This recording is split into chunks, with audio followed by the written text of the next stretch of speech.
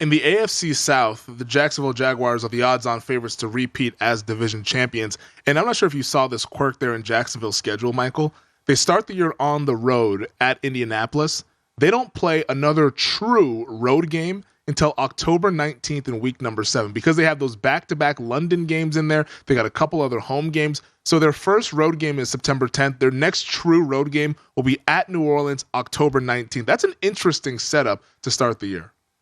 Yeah, and they're going to go to London, and we're going to see if they can get acclimated to playing 2 games over in London and see how that works out for them. And, and as they go through this, I think this is the first step towards us getting an international team, maybe in 5 years, maybe in 10 years, who knows.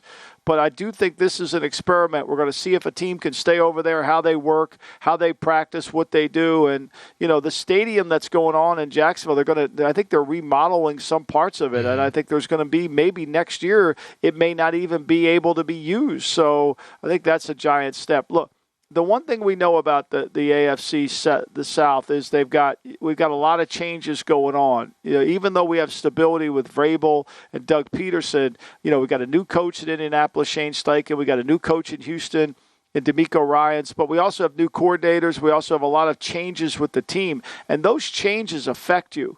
And I think it's going to take a while to see. Is Houston going to go with Davis Mills or Case Keenum, or are they going to let Stroud go? I think that remains to be seen. Yeah, C.J. Stroud, it might be a tough start to the season. I mean, you talk about at Baltimore week 1 if he's the starter, home for the Colts, but then you'd be at the Jacksonville Jaguars in week number 3 there, then home against the Pittsburgh Steelers. Not the easiest set of 4 games for a rookie quarterback to play. Maybe they wait to ease him into it, or maybe they go ahead and start him since they got their guy, as every team did at the top of the draft there. On the Jacksonville note, I did think that with the NFL doing those back-to-back international games, I thought they really dodged one, not having to go to Western New York and go to Buffalo, because that counts as one of their road games. And say you play that road game in London, you don't have to worry about, wow, we might have to play in a snowstorm or something. Yeah, exactly. Right. The Jags fans are all in the UK. They love it over there. They actually probably make more noise than the Jacksonville fans do. So, yeah, I agree with you there.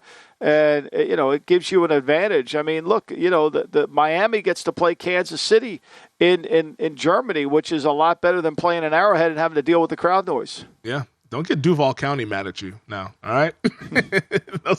you don't want Duval County. I mean, they come out in droves. That stadium in London, I mean, that was last year.